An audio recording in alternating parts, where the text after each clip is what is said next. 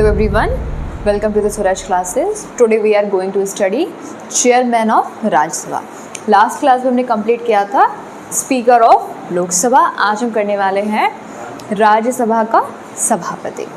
ठीक है, तो हम इसका देखेंगे कि मेंबर होता है या नहीं होता है, अपॉइंटमेंट कैसे है या रिमूवल कैसे होता है, क्या फंक्शंस हैं, क्या प्रोसीजर्स हैं. ठीक है, वो सब आज के टॉपिक में हम बात करने वाले हैं. तो सबसे पहले आप लोग ये याद रखिएगा, जो राज्यसभा का चेयरपर्सन है वो राज्यसभा का मेंबर नहीं होता है.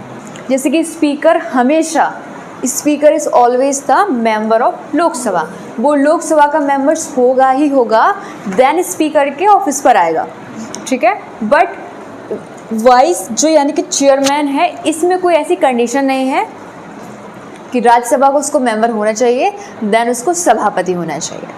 ठीक है, तो ये याद रखिएगा, ये मेंबर नहीं होता है, नॉट मेंबर ऑफ राज्यसभा. फिर है एक्स ऑफिशियो चेयरमैन. आपको ये आपने सुना होगा कि vice president is the ex officio chairman of Rajya Sabha. यानी कि जो भारत का उपराष्ट्रपति है वह राज्यसभा का सभापति होता है. ये तो जनरली आपने सुना है. तो एक्स ऑफिशियो को बोलते हैं हम लोग पदेन सभापति. इसका मीन होता है कि इसका मीन है जो भारत का वाइस प्रेसिडेंट है, जो भारत का वाइस प्रेसिडेंट है, एक्स ऑफिशियो का मीन क्या है. तो पदेन इसका हिंदी में मीन है, और इसका मैं अर्थ की बात करूं तो इसका मीन ये है कि जब कोई एक ऑफिस किसी पर्सन को मिलता है तो ऑटोमेटिकली कुछ सर्टेन राइट्स होते हैं, रिस्पॉन्सिबिलिटीज़ होती हैं, वो मिल जाती हैं. फॉर एग्जांपल, कोई किसी व्यक्ति को भारत का उपराष्ट्रपति बनाया गया. ठीक है, उपराष्ट्रपति जो बनाया जाएगा वो ऑटोमेटिकली राज्यसभा का सभापति हो जाएगा.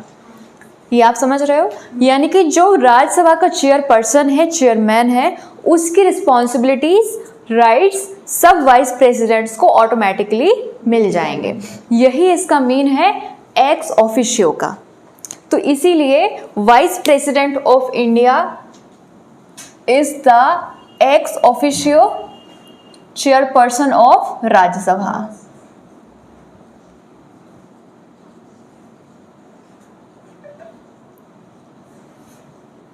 ठीक है, ये पॉइंट क्लियर है सभी का. फिर मैंने यही बताया है वाइस प्रेस. देखिए एक पॉइंट और सुन लीजिए यहाँ पे. वाइस प्रेसिडेंट, जब भी वाइस प्रेसिडेंट प्रेसिडेंट की तरह एक्ट करता है, प्रेसिडेंट के रूप में कार्य करता है. ध्यान रखना कंडीशन मैं क्या दे रही हूँ. जब उपराष्ट्रपति भारत के राष्ट्रपति के रूप में कार्य करता है, उस कंडीशन में जो प्रेसिडेंट की सैलरीज, अलाउंसेस, पावर्स हैं वो सारे वाइस प्रेसिडेंट्स को मिल जाते हैं. तो अब क्या होगा, जो सैलरी है यानी कि जो सैलरी है और जो भत्ते वगैरह हैं प्रेसिडेंट के, वो सब वाइस प्रेसिडेंट को मिल जाएंगे. फिर राज्यसभा के चेयरमैन के रूप में नहीं रहेगा. जो राज्यसभा के चेयरमैन को सैलरी अलाउंसेस मिलते हैं वो नहीं मिलेगा. जब वो एक्ट एज अ प्रेसिडेंट है, वाइस प्रेसिडेंट, तो उसको प्रेसिडेंट की तरह ही सारी सैलरी और अलाउंसेस प्राप्त होंगे. ये पॉइंट है मेरा. फिर क्या है, चेयरमैन ऑफ राज्यसभा. तो चेयरमैन ऑफ राज्यसभा की जो सैलरी है वो फिक्स करी जाती है by parliament. Salary fix by parliament. और CFI, consolidated fund of India, जो मैंने बताया था आपको कल भी, स्पीकर की सैलरी भी यहीं से आती है, CFI से. और जो सभापति हैं, चेयरमैन है ऑफ राज्यसभा, उनकी सैलरी भी CFI से आती है. क्यों आती है? क्योंकि थोड़ा उनको क्या होना चाहिए, इंडिपेंडेंस मिले, इम्पार्शियलिटी मिले, ऑटोनॉमी मिले. इसका मीन है कि वो निष्पक्षता से, स्वतंत्रता के साथ अपने कार्य को डिस्चार्ज अपनी ड्यूटीज़ को कर पाएँ। तो इसीलिए इनकी सैलरीज़ को CFI देता है। जैसे कि सुप्रीम कोर्ट के जजेस हैं या इलेक्शन कमिश्नर्स हैं, तो कुछ जो मेन ऑफिस हैं इनकी सैलरी भी CFI इस फंड से ही दी जाती है, ताकि उनकी इंडिपेंडेंस और इम्पार्शियलिटी को क्या किया जाए, सुनिश्चित किया जाए। ठीक है।